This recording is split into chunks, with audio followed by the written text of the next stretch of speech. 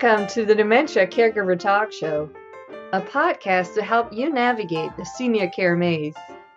Learn and laugh with us as we discuss creative solutions and ideas to common and uncommon dementia care challenges and how to make sense of the senior care industry and options, even if you're not a professional.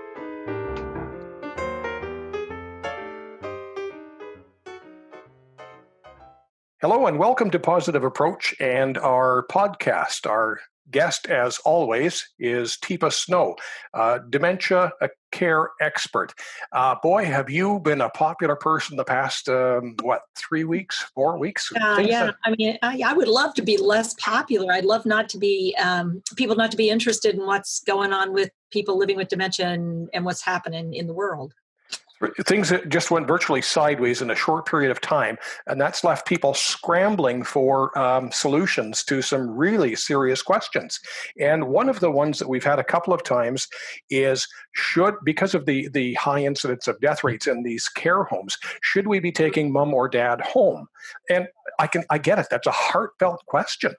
For sure. And it could be also a question where you have reasonable concern due to previous viral infections in the community, or it could be because you're very aware of mom or dad's needs and that there were issues about getting those needs met. You were a vital part of them getting their needs met prior to this, and basically with this reduction of anybody's ability to go in or out family-wise, it means nobody's there and you're counting on a situation changing that you're not sure is going to be changing. So, there's legitimate, thoughtful reasons, not just heartfelt reasons to raise the question.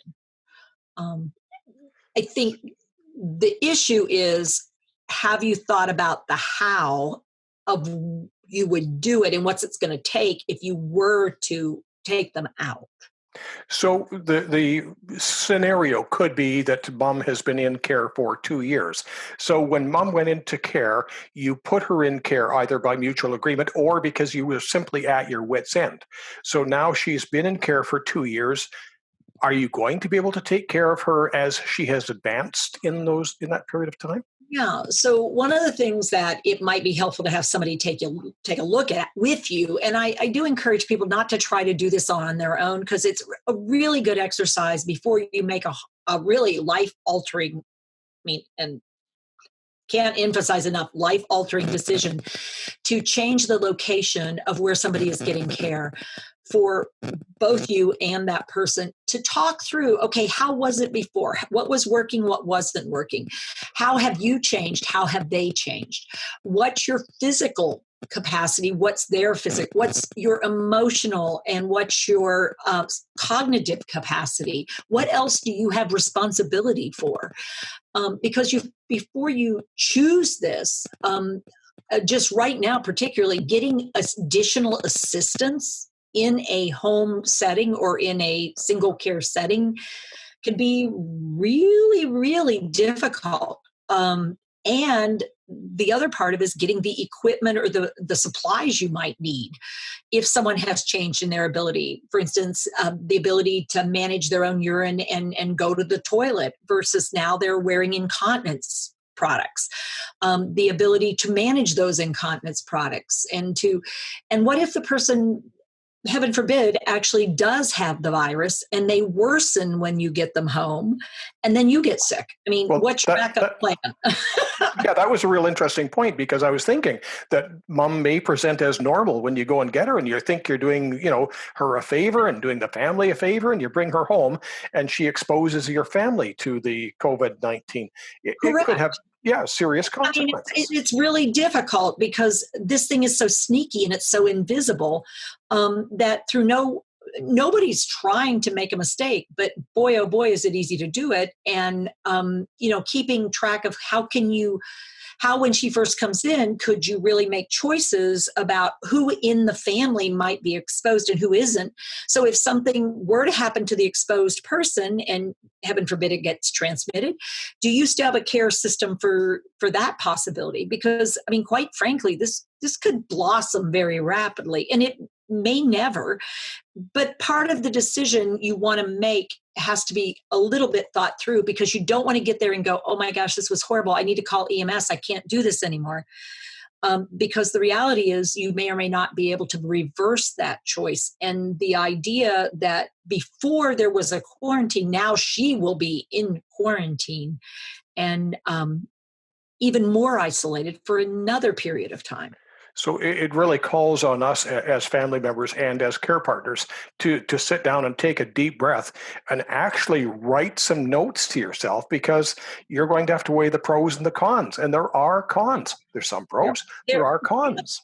There are. And I think also, who else is involved in this? Are there other family members that, may want to have a say or may want to think? And rather than have an argument, sort of like raising the question of, I'm actually considering whether or not, this is a good option to leave mom here where she is or have her come and stay with me. Do you have some thoughts about that? Versus, well, I've decided, and then creating havoc within the family. And then something happens and then families get broken that way.